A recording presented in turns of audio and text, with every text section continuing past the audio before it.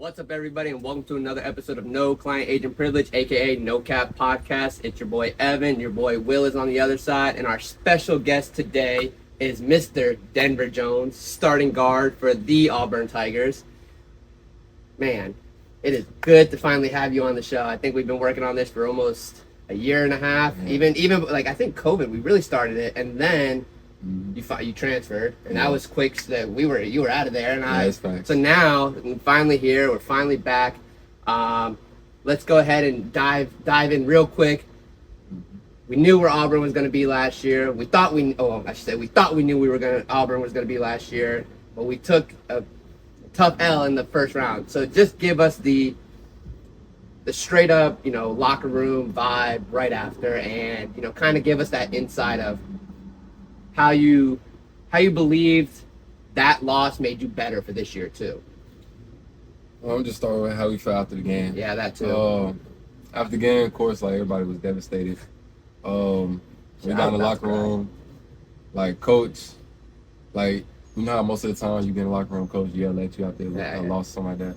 He didn't even yell at us. He just walked in. And he just started talking to us, and he was basically like.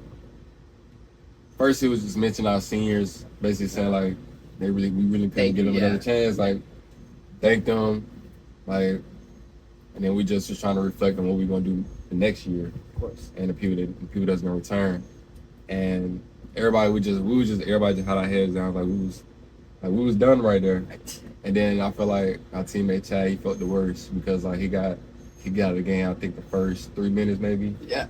So on a BS call too, like come on now, like we're in the middle of March Madness, like let's get a little break here. Come on now, boys. It don't even I feel like if they had to review his, they should have reviewed the other kids literally right before that happened. So that's why I feel like that was just wild to me. Like at least review that one. Like, both. If you're gonna review one, review the other because they're the same exact foul. Like if that's what we're gonna call it, same flagrant. Like. So I felt like he felt the worst, and like his dad was coming to watch him play. So, from Dominican. Yeah. Oh my goodness. So like I feel like he just felt the worst of it, and then of course, being on this stage, you're gonna have fans blowing up your phone, text you every day, every minute of the day, just talking about that one situation. So you had fans that were like that. Oh yeah. You had people that were commenting and texting you. We're talking SEC ball, man. This is I know, down here. Like, you know what that reminds me of? It's the video. How does Yale out rebound Baylor? Yeah. You take the ball off the rim and you grab it. I guess it's kind of like that. It's like I'm sure a bunch of people were saying like, how do you lose to Yale? Yeah, you know so many people. They have a good squad though. I feel like on a yearly basis. I've seen them in the. They always have a good Ivy League run, but even still, to the extent that like. You're so heartbroken because of the expectations that were set. I mean, we talked about that before the season, like how we were planning on being in Arizona for that, that Elite Eight, that Final Four. So it's like, it's not like a crazy mindset because we were dreaming that big. It's just crazy because of that one loss, that one bad day was that day. Like if it was any other day, it would have been fine. It might have cost an SEC championship, but you would have been in the March Madness. Like, there's different days where.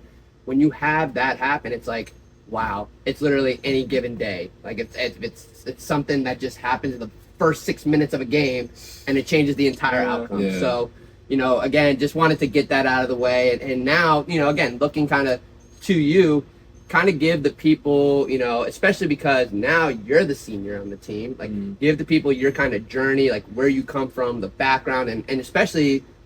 Because it's not like you were a 5-star recruit coming out. Like you were just with 2 5-star recruits at Auburn. Now they're not even there. So it's like you had 2 teammates that were 5-star. You're coming in as a transfer. You have to kind of lead them. But then also you have to be able to now take over for the entirety of the team when they're not even there. And you were supposed to help them grow. So kind of give us your background of where you started from, AAU ball and any of that. And then how you've kind of journeyed into this, senior leadership role for a top, I think you guys are 7th in rankings right now? Yeah, 7th or 9th. Something like that, yeah. 7th or 9th, yeah. So top 10 coming into a very, I don't even know, who is going to beat you guys is my biggest question. I really couldn't tell you because so many other people lost stuff. So give us your kind of Denver Jones story a little bit. So I probably say I started playing AAU maybe when I was about 4th grade. Yeah, that's when I started traveling, going to Florida for national. Cause nationals always down here in Orlando. Always in Orlando. Man, so we was coming down here playing in that. So just throughout the years, just playing. I just played throughout the years. So when I got to high school, my freshman year I played 17U. So then played for the local Alabama team, and then after maybe my 10th. In my 10th grade year and my junior year, I played on the circuit. Okay. I played UA with Team Thad back then when it was Under Armour, and now they Nike. And then, why is it every team we go to is always? Bro, this would be. You already know what I'm about to say. Yeah, it's second every time we go to a school or on a team or something, the year after we're gone, it comes something Nike or something bigger, better than when we left. So it's all the Denver Jones effect. Every time you leave, they just get better, right? So I'm just putting that on paper now, all right? All right, so go ahead. Oh, damn, who was that? You were at AAU. 17. Oh, yeah. So, crazy thing about it, my last year at AAU, I couldn't even play because I had hurt my knee. I had partially torn my patella tendon, but I never knew that, though, until maybe 2.5 years later. Damn. And... Damn. Yeah, going into my last year of high school, I went to the doctor because I just told my mom, I was like, look, I gotta get an MRI done. Like something's not feeling right. I'm getting tired of going. They keep saying the exact same thing, but I feel like it's a little bit more because it hurt too bad. Like I couldn't even like jump off of it for real. Like it was to that point. Like every time after I used to get done playing, like you know how they used to say the fluid in the knee, sweat, like water on the knee, like bro, I could just like just play, and it would just like move around. So I used to hate that. So went to the doctor. They told me that it was partially torn with the root. So I was like, dang. So I had to sit out from, I want to say the end of April, all the way up until after the first week of July. Okay. So during that time span, I'm working. So now I get a job. Now I'm like, bro, I'm not gonna do that. But I end up getting a job, put some money in my pocket all the way up until then. Yep. Until I start back training. So eventually I start back training. So now I'm at a prep school now in Memphis. That's right, JUCO route. Mm-hmm. So I go prep. I play a year there, and then COVID hit. Right. So now, like in my head, I'm thinking, I'm like, I shouldn't have to go JUCO. I had schools reaching out to my coach already, like. So I'm like, I should be good. And I know local colleges that especially they really know me just because of how I was playing in Huntsville. Right. So in my head, I'm like, I'm good. I know one D1 school gonna offer me. But sitting at home, I get home for about 2 or 3 weeks, checking my phone. I'm saying everybody else getting offers. Waiting on it. I'm like, dang. What's going on? Like, did I not, you know what I'm saying? Did I not play good? Like, what more did I need to do to show I can play D1? Yeah. So, I have a trainer. His name is Coach Cook. I had just started working with him literally right before I left to go to Memphis. So when I came back from my injury, that was my first time working out with him. Okay. Just because me and him had similar, he had an knee issue too. Yep. So he went through that. So I kind of wanted to work with him because he would get me back a lot stronger, a lot more healthier. He knew what you were going through. That makes sense. So he came up to me one day. He was like, look, you might have to open your mind. Some JUCO I was like, it's a tough route. We all know it. We had that conversation. I was like, you know what? I bet. I know it's like a chain reaction. Right. But, once one offer come in, you get more of them that come in. Domino. Absolutely. Coaches talk. So that was my whole mindset going through this. Right. So I was like, I bet I'll do that. As soon as I put it to I didn't put it out there. He put it out there because he knew exactly what to say. As soon as he put it out there, JUCO just started hitting left and right. So I went through that whole process, and then I had a coach that first year being a head coach up at Garden City. Right. He was just putting his whole team together, and the crazy thing about it, I was choosing between rival schools. So it was Garden City, and there was another school called Dodge City. Okay. So I like both of them. Like man. I'm like, dang, like them my top 2 right now. Right. So I'm talking with both, trying to figure out which one that's gonna basically separate itself from what's gonna the get other. which school is gonna put you at that next level, because Mhm. JUCO, we all know, it is a stepping stone. So it really does matter where you decide to go to JUCO, because if that JUCO route puts you in the wrong spot, that could be detrimental to the rest of your career. That's so the difference choosing between staying 1 year and staying both years. Like 100%. Mhm. So the difference between the two was Dallas City. I feel like they was putting together like a real good team, like a lot of known people. So in my head, I'm like, okay, I see what they got there. I look at Garden City, they just not putting up. First year head coach, he's still putting the team together.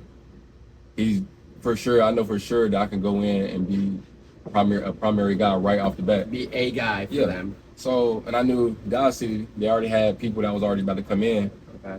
So I'm like, okay, I feel like I've needed a little bit more at Garden City than I am at Dallas City. Gotcha. So I was like, okay, but I'm gonna go to Garden City. I trusted Coach Dewey. His name Coach Dewey. Shout out to Coach Dewey. But he believed in me right then and there. I told him everything what happened in my whole journey in high school. He liked it. Like he liked the whole thing. Adversity makes the best. I mean, if there's one thing that we've known is it's never the easy route that makes the best player. It's usually the guy that's been through the shit and actually knows how to push through a knee injury, or even when it's like hurting, it's like I'm still gonna go practice. Like things like that make a difference in a player, especially at one that you're trying to build a team around too. Facts. So how did you do that season overall? I did your own stats. So I did pretty good. I can't remember like everything, but I just know like I shot it pretty good. I think I shot 40 from 3. Okay. Average 19, and I was labeled as a point guard. So like I played point guard. I think that was my second year playing point guard. My first year was actually my last year of high school. Like coming back from that knee injury, that was my first year playing point guard. And then first year at college in JUCO, I played point guard again. So yeah, I'm gonna say I shot 40, average 19. So after that, finally, now I'm having a lot of D1 starting to hit me up on Twitter, text me, call me. Like it got to the point to where like you know how the process goes. Like you're getting calls like literally every 30 minutes. Your phone is literally to the point where it's like, I don't really want it. I mean, I even some of the high school kids I deal with, I mean, they're coach, I don't want to talk to this coach anymore. And it's not any disrespect to the coach. It's literally because everyone else is blowing you up. So it's like, coach, I just talked to 3 other coaches today. You mind if we talk tomorrow or later next week, something like that? And coaches, it's not that they want to bug you. They just have a time frame. I gotta know. Like, hey, are you interested or not, bro? Like, that's their job. Yeah, like, they gotta get you signed. It's the same thing as me. When I blow you up, like I'm not trying to blow you up. I'm trying to get you signed to something. Like, hey, you gotta answer your phone, man. I'm trying to get shit done. And when people don't know, like honestly, like it's not that we don't like the school, the coaches. It's just sometimes the athletes you just get tired of going through the same thing and hearing the same things repetitive. Everybody gonna say your school is this. We're gonna do the best for you and your family. We're gonna put your education first, and also give you an opportunity to put your dream first. So it's still business at the end of the day. Of course, that's a true story of it all. It's still business opportunities for them as much as you. So now we've gone through JUCO. Now we're at that point where we're finally making the hard decision of where to continue your career. Because the stepping stone, I mean, the FIU was actually kind of like the perfect situation for you, because it took you into a point where you got to showcase everything on a from game 1 all the way through. I mean, you really got the chance to show you could do it all on a team that, it's not like you guys were recruiting 5-stars and stuff like that. So for you to go and be able to put yourself in a position on a team where it's like they needed you those couple games where you were like, on fire, especially the ones I went to, and like you were supposed to at the FAU one. Oh yeah, that we were about to ruin their whole season. They were about to ruin the whole season. The one that they make the Final Four. Oh, okay. He had a great game. Was that, what conference was that for? Conference USA. Oh, okay. Yeah, so they were playing he was having a great game. The CUSA tournament? Yeah. Is that what it was? No, it was just regular season. It was right before. But it was going to ruin their seeding for the tournament. Yeah, absolutely. So it was God, that game still irks me. But anyway, so let's talk about choosing FIU, and then also, going through that process and now being at Auburn, how different it is, like how the levels of difference. So basically, I went through the same thing, just trying to pick a school, and it came down to really three that I was really considering, and it was FIU, Kennesaw State, and it was Alabama State. I was thinking about Alabama State for a little bit. So Kennesaw and FIU was my top two though, because Coach Abdul-Rahim, he was on me the whole time. Like both of them really was on me the whole time. And then I don't know, like I was just praying on it. Like, I feel like I really couldn't go wrong with either situation. No, it was like very similar situations. Right. So I just prayed on it. Just wiggle one day. I was like, look, I like FIU. I feel like that'll be the place for me. So chose Miami. Yep. Miami. 305 in my city. Pitbull Stadium now. Pitbull Stadium. So you didn't start as much in your first season as you did the second season, right? Yeah. So you started every game the second season you played for them, right? So what kind of you think made you stand out to the coaching staff there, that they were like, all right, we're gonna up his minutes and put some more faith in him? So honestly, I feel like my first year, like I showed a lot. Like I did more than what they thought I was going to do my first year. Okay, yeah, that's definitely true. I didn't start, but I was first off the bench. Like first a minute 30 seconds, I was subbing into the game. So like that's how it was. Right. And he never really used to say we had a starting five. Like in practice, he would say we had a starting six. We used to have six people on our team.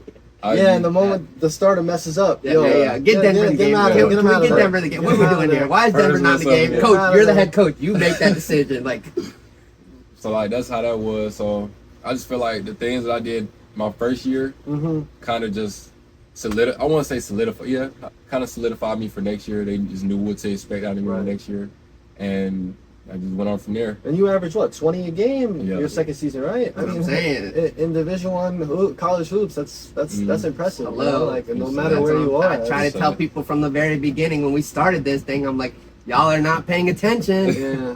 I'm telling you, I this is what I do for a living. They'll hear it now. I know what talent looks like. I got to watch it for 2 years. So, all right. So, FIU, we crushed it. We did what we had to do.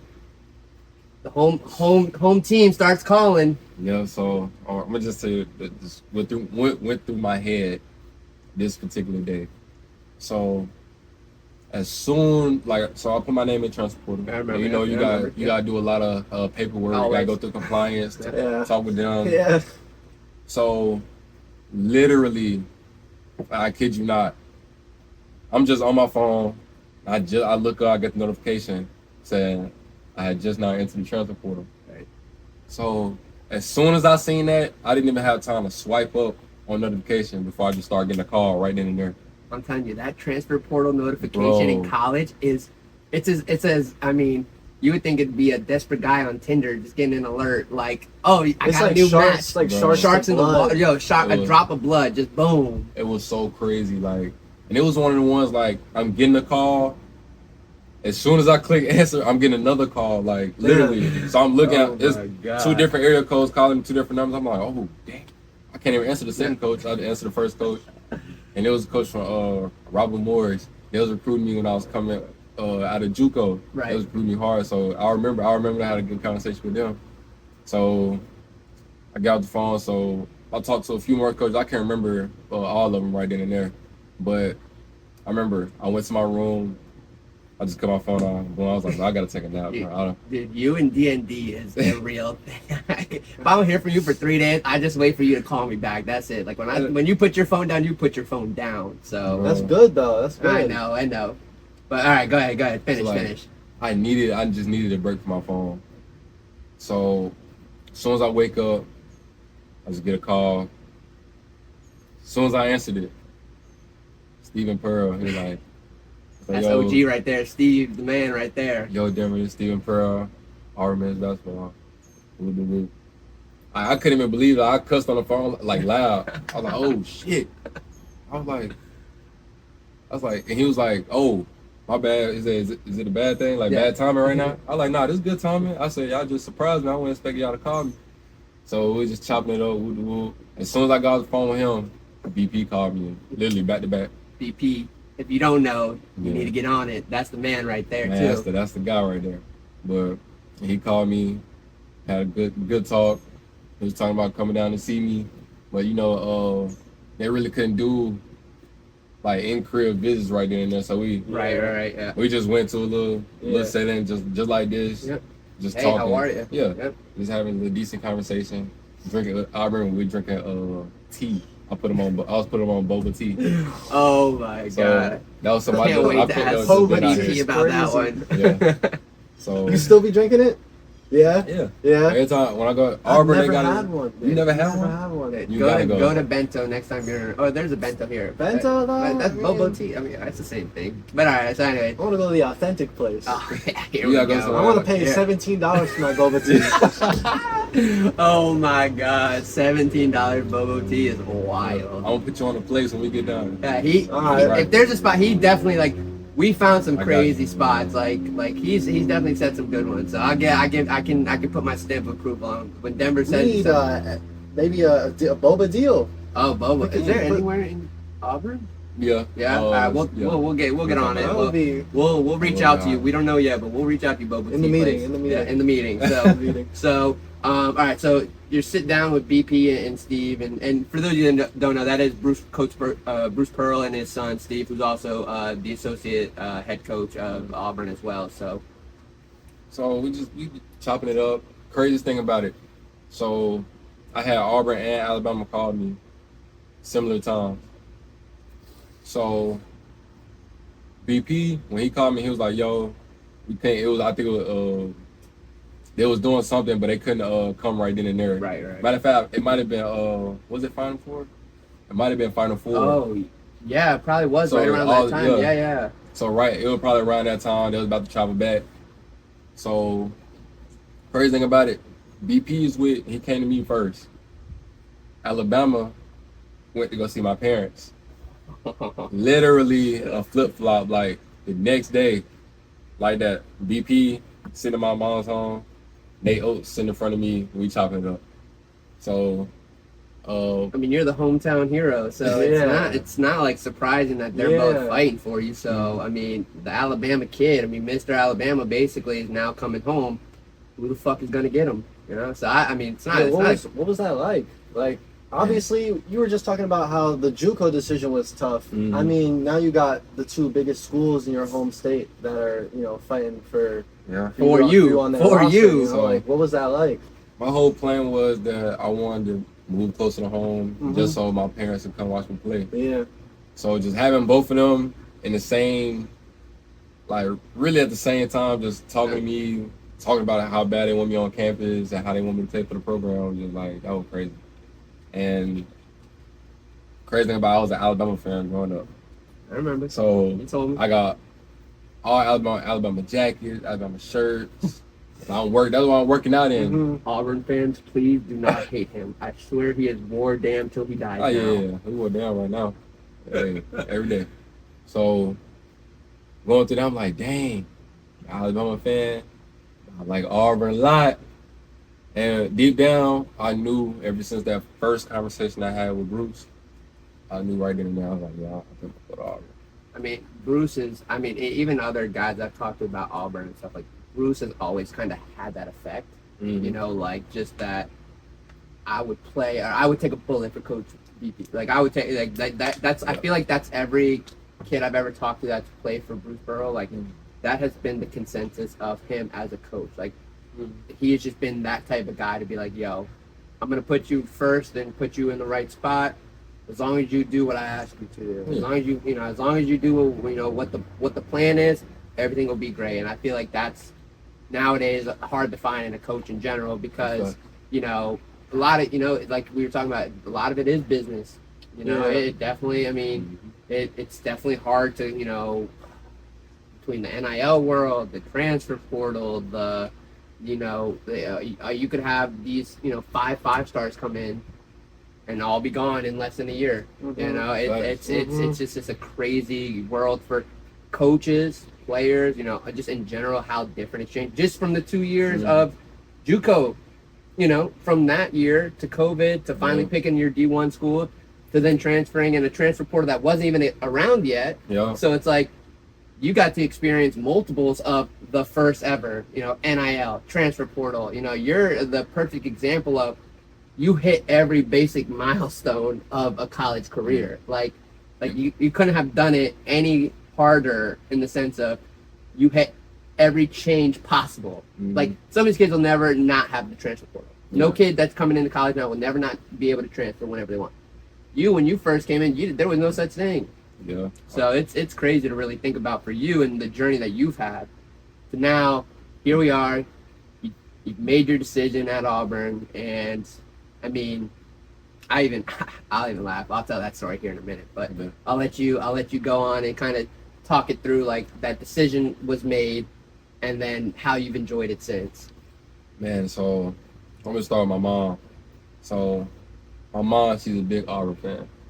So I remember so people think, when they think of Bruce, they just think crazy coach. You see him yelling on the court, face turn red, like yelling at you. But like behind the scenes, like best coach, like I promise you, the best coach I ever played for. Like real. Mom's an Auburn fan, Coach BP is the guy, and you're talking to Mom, and so she loved BP since after that conversation that was when he was in that house. Having a conversation with them, she loved her right in there. She even took a picture with him. She sent it to me right after. And BP sent me that same picture. So I just knew right then. I was like, yeah, mom liking that a lot. Yep. So fast forward a little bit, I go on my visit to Auburn. Cool visit, I go there, they show me around campus, show me rooms. I chill with Janai. I was with Janai. He was my host that night. Janai Broomy, yep. So next morning, I remember me and my trainer, we walked down to breakfast at the same time. Because like the place we was eating at, the restaurant was inside the hotel. Okay. So that's what we was having breakfast at. Right. So I go down there. Everybody's already down there. It's just me and my trainer walking in. Everybody else already down there. BP, my dad, both my parents, Steven, Coach IB. They all at the table. And I walk in there, I'm like, everybody just looking at me. My parents smiling, looking at me smiling and stuff. I'm like, what y'all been talking about? What's going on? Oh, man. So I'm like, all right, bet. So I walk in. BP had a seat right there, right next to him. So I sat down right next to him. So he basically just talking to me about, really he was talking about the visit. And then he just started talking about just basketball. And then he just started basically talking about like the need for me here at Auburn. Like how much it would mean for the program. Yep. Just talking about how Auburn hoops is. Yep. So he was like, look, I'm not gonna offer nobody in your position right now until you give me an answer, yes or no. And also on that too, were you nervous knowing the decision that's being made is so huge? Like, because even, and not only you had 5 stars coming in at the point, so it's like now you got 5 stars coming in, so they're trying to get glorified. So are you, not to say take a back seat, but like you're coming in and you're supposed to have this load, and they're just getting all the love and shine out of it because they're 5 stars, but you're the one that's actually coming in to be the missing piece. Like I think that was the craziest part when we were talking about it, and you were like, yeah, deciding on Auburn and everything. And it was like, for me, I was like, damn, they just got 2 5 stars. Roomy's on the come up, and they're asking you to be the guy basically. I mean, Broomy too. Like they put a lot on his shoulders to come back and everything. But for you in general, like the decision to go there, I mean, how did it feel? I mean, obviously, I always feel like having your parents on board definitely always helps. So it's like having that was probably at an easement for your mind. But like for you going into that decision, and now 2 years later, going into year 2 here, how comfortable do you feel that decision that you made? Oh yeah, I feel like I made the right decision. Like I wouldn't go back and change any of this. Not at all. So like my whole point of coming to Auburn, honestly, I knew what type of team we were building. I already knew.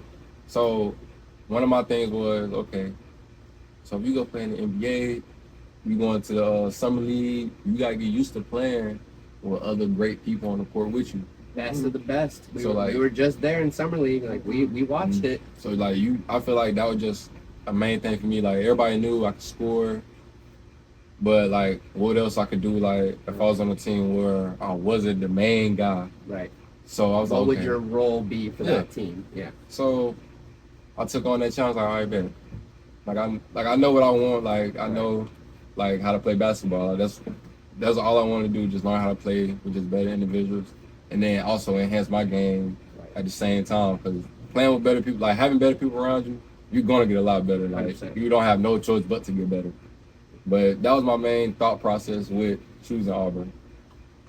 I mean that's why when you decided, like I was like, yeah, you're gonna do great there. So like for me, like now 2 years in, I mean, really, I think you've put yourself in a position where if that is the dream, obviously, you're gonna be able to do that. So for you and now trying to one be the best of your ability for this season, is there anything that you've worked on that you thought maybe wasn't not your A+ in your stats? Like, is there anything you've been working on you would say is going to be something we should look out for in this season, or you just overall been building in general? Because I mean, we all know you can score, we all know you shoot the ball, like you've got NBA range, no problem there. So really, what's something that you might have stepped up a little bit in the off season this year, and then really got to work with some of these new guys, especially transfers, new 5-stars, stuff like that, to get you ready for this upcoming year? So big thing I feel like with me was just playmaking. Okay. Obviously I could play make just from where I came from at FIU, but it was more of just getting back used to that, because I didn't have to do that my first year. Nope. Like I had my role, and I stuck to that role. Did your job. So my next year, my meetings, they told me, they was like, look, we're committed to you playing point guard. Like you can play point. Right. And I played point guard some, like when Aiden got hurt in college or whatever. Like you play a little bit, yeah. When he rolled his ankle, and I had to come in next practice, and I had to play point. Like he told me, he was like, look, Aiden's hurt. Like you might have to play point guard for the week. You gotta run the floor. So I told him, I heard that. I was like, I used to play point in JUCO. I played point a little bit at FIU. I said, I got it. Yeah, I mean, by your stats, it doesn't really seem like you turn the ball over a lot. Mm-hmm. So, the assist to turnover ratio looked pretty good from what I was looking at and stuff like that. Do you think moving forward you want to stick with point guard? Is that but you'd be comfortable playing shooting guard too? Yeah. Still. Yeah. I feel like that was going to really separate me from a lot of people. Just being able to play both and being able to really just lock in on defense as well. Because that was one thing I kind of built a name for last year. Because your steals were up there too. I saw. I think from what I've seen, you're a pretty good defensive player too. So I mean, the NBA is always looking for that's those the biggest thing. Guys, right? Especially length and everything. It's 6'4", long and lengthy. I mean, that's a shooter. I mean, talk about a build. You want a Klay Thompson build with the ability to shoot, but also to defend, like a high caliber defensive player, Drew Holiday, be able to step up and play those positions. So it's like it is a big deal because that's where, and I understand the kids that are in group of fives and stuff like that are like, I'm playing good caliber, players, but it's like, okay, that's true. But I play in the SEC, and I play against great caliber players every game. So that's where I always said, and I understood with the conference difference. What was that like for you? Going from FIU to now you got SEC. You're going into packed arenas. You got a packed arena. You're going to the tournament, the NCAA tournament. How do you really compartmentalize all that pressure and maintain your composure? Like, what are some things that maybe you do or things you've gotten accustomed to try to maybe tune stuff out, especially like when you're at the line, like stuff like that? Like, how do you work with all that? So honestly, to start the season off, it was just something just to get used to. I feel like everybody you just got to get used to that environment. And I played in packed arenas before. They just wasn't packed just every game. Yeah. So I was semi used to it. Right. But coming to Auburn, Auburn family, they support basketball real heavy. So absolutely. Like I really love our fans. Like they're the best. I feel like they're the best fans in the world. But first game in the jungle, Man, chill bump. Oh, I had man. goosebumps running out there. They had the fire. We run out there, a little smoke coming in, whatever. When we run through the little tunnel. Yep. So and just seeing like everybody in the crowd and how loud, bro. I mean, I'll tell a story real quick, and you can go on about the atmosphere. So I went up for the Kentucky game with Dillingham and everything. And so my plan was, hey, you know what? I'll just come up. I'll spend the weekend with, watching the game and, see the fam and, meet mom and dad and all that. So I'm like, oh, great. I'll go see this man. I'm texting him, like, yeah, I'm going to go grab a ticket. I'll meet you at the front. I go up. This is a Kentucky game. So I'm thinking, standing room only, any ticket, whatever. I don't care. There's not a ticket to be sold. Standing room only. They would not sell me a ticket. Nothing. They would not. I'm like, I'm Denver Jones NIL agent. I'll take anything. Give me a freaking broom and I'll be a janitor for the day. That's and wild. The lady was literally just not having it. So I'm texting this man. I'm trying not to. I never try to bother you guys before a game. I'm like, hey yo, are you here yet? Like, there is a line. It is 2 hours before the game. There is a line out the building. Yes, Damn. It was insane. Like I'm telling you, like I had to use him for security to walk through because there was already people waiting outside. So we walked through and I'm just following him and I've got my hat on, my glasses on, I got a hoodie, it's fucking cold out, and I'm just like, yeah, I'm with him. I'm with him. Like I'm like, Auburn, don't hate me, but I was just like, yeah, I'm with him. I just walk upstairs and I go, hey, good luck. We dapped out. Yeah. I was like, good game. I'll be up in the standing room. And that's wild. It was insane. That's wild. Because they were not having. I was looking everywhere for tickets. Nobody was selling them. The student section was nobody was giving away tickets. I'm just like, damn, what am I gonna do? And I'm thinking he's already inside, so I'm thinking I'm screwed. I'm like, I ain't getting into this game. I came all the way to Auburn, Alabama, just to sit outside and look at Charles Barkley statue. Wow. Wow. Oh my God. I'm gonna tell you the craziest thing. I think we had just played Mississippi State. Literally 2 days before or 3 days before. As soon as we got done with that game, literally as soon as we got done, people was camping outside for the Kentucky game. Like people was setting tents up to get camping tickets outside. For the tickets?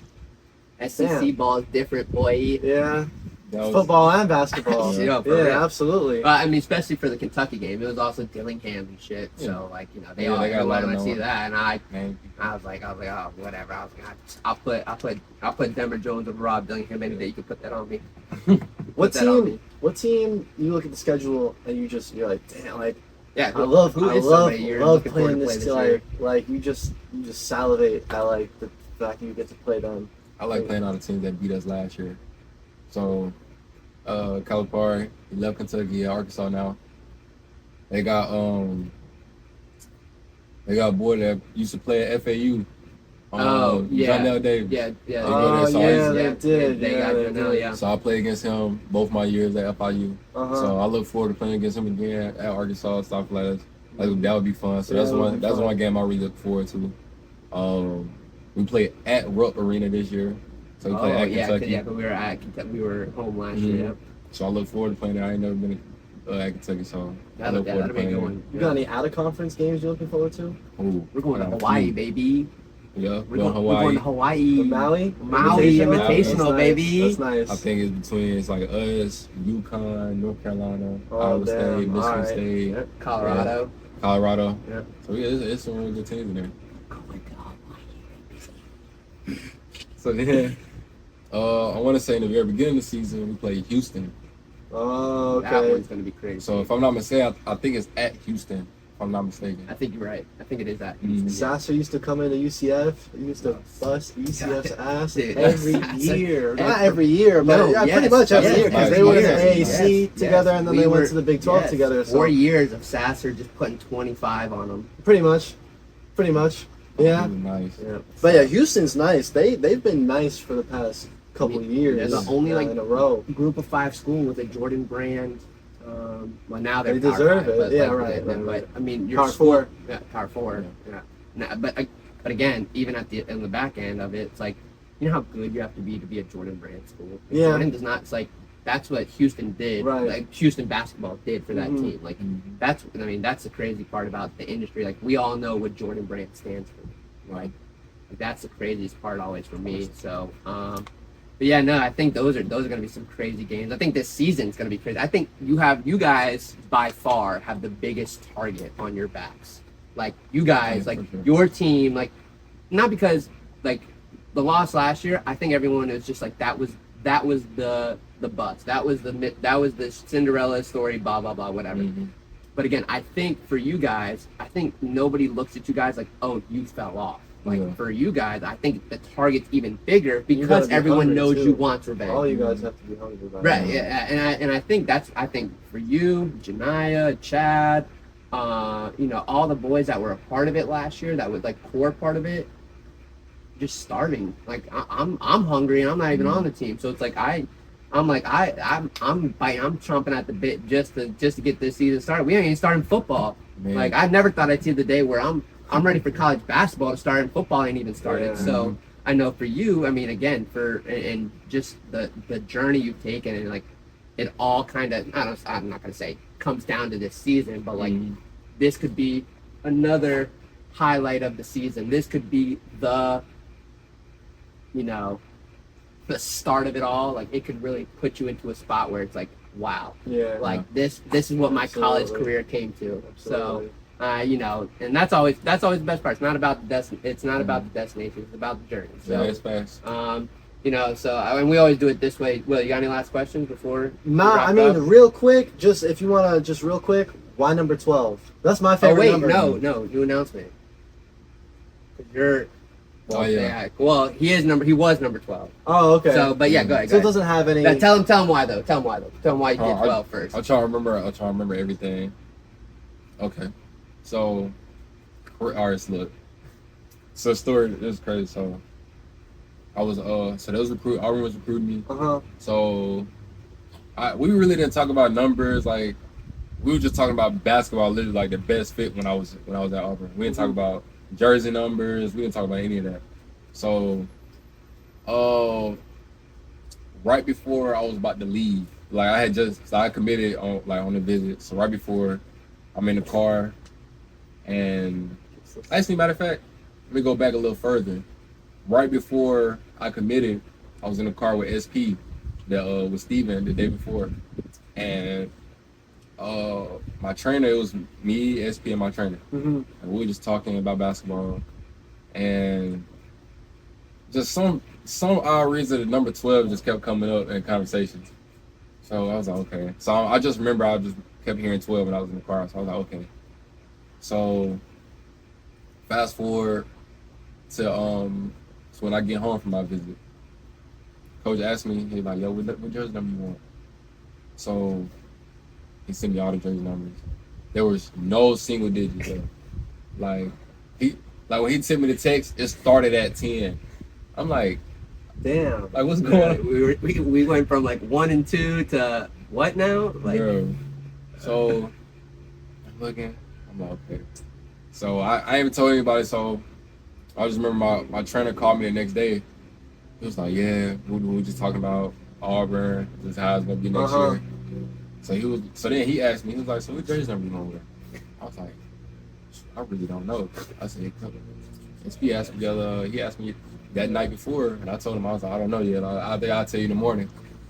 He was like, how would you feel about 12? I'm like, 12. I do remember 12 just kept coming up in our conversation in the car. So I'm like, what made you think about 12? He was like, bro, I don't know, bro. So then start thinking about it from a different meaning.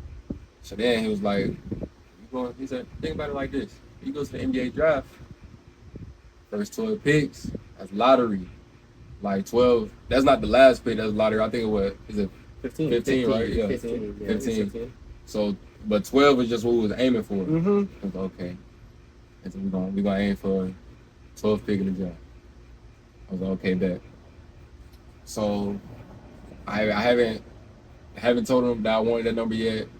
I'm still thinking about it. So I'm talking to my mom. She asked me, she was like, so what number you gonna wear? Because they don't have number 2 available. I was like, I don't know. I said, Coach Cook mentioned 12, but I don't know. I'm thinking about it right now. She was like, 12 is a great number. Like her eyes lit up when I said 12. And she was like, wow. She was like, and then she was trying to look at it from like a biblical standpoint. She was like, wow. She was like, well, Mama loves her Jesus. Jesus was 12 years old when he left and started preaching to like other tribes and stuff. Yeah. And then he was like, then she was like, then we can stand for the 12 tribes of Israel. 12 tribes of Israel. So I'm like, I was like, that's crazy. Like, just hearing 12 in the car with Coach Cook and SP, it was nothing like that. And then till Cook telling me about the whole draft thing, and why he thought she was number 12, and then just talking to my mom, and then having her input on why 12 is manifestation, baby. That makes sense. So that's why I ended up going with 12. Yeah. 1 and 2 together. Man, yeah, that was that too. So yeah, both my numbers, both my high school numbers. All right, well, we'll do this. We'll wrap it up. I think you got to get to work. You got to work out. So we got all kinds of stuff going on today. So let's do this. Denver, give the people your last. Give the kids that you can kind of relate to, especially that are about to probably get started on the same route you just took. JUCO route. Yeah, JUCO, injured right before. I mean, all that. Just a little bit of everything. So give your words of wisdom, your piece of advice when you go through those adversities. Kind of give what you think you dealt with, and kind of what you would want somebody to have told you. Honestly, I would just tell you, stay prayed up, keep God first. That's what helped me a lot. Just praying, just constantly praying, talking to my mom about it. Keep striving for greatness. Don't settle for less. I feel like that's something, especially like starting JUCO route. Like my whole mindset was, I'm leaving after 1 year, and that was just how it was. And no matter what, you're gonna go through adversity. Everybody's route different. Right. So you're gonna go through adversity. You just gotta keep going, keep finding a way to kick that door down. Once you kick that door down, you're there. I mean, again, it's not about the destination, it's the journey. So if you can make it, you're an example of, from the very beginning, you were already on the grass is less green on this side. Yeah. Like the fact that you put this much work in, and that's the other thing, is I don't think anybody will ever understand how much work you put in. And it's I wish I could put a docuseries on you and kind of do that, but again, it's kind of one of those, you put in the work, God will make the rest of it work. So that's always been my mindset. Like I've never for me and what we do, how long we've been together now, it's like everything that we've done is for a higher purpose. Yep. It really has come to this now, this year of let's make it happen. Like this is all we can do now. So I appreciate you coming on. I'm glad. This is actually like perfect timing, honestly. No school, no work. I mean, you're down for a few days. Like I'm just glad everything worked. Oh, you better not. Oh, I thought you were gonna ruin all those chords, lady. Sorry, Winnie's out here, but yeah, man, I'm super glad to be a part of your journey. I mean, LSE is always indebted to you and the journey that you've brought us on with you and everything we've gotten to do and work on and everything. So, the future is bright for you, and what we're gonna do is gonna shock the world this year for sure. So, now that one deal is finally done, now we've got more coming, and most people will never ever even get an opportunity like we're about to have. So it's like this is just getting ready to get started, so it'll be great. So I think we'll wrap it up here for this episode with our special guest, Denver Jones, starting guard of the Auburn Tigers men basketball. Keep an eye on them. If you're a betting person, the odds are probably very favored, but if you want to make some sure money, this might be the year right here. So for Will, Denver, and we thank you so much for joining us on this episode.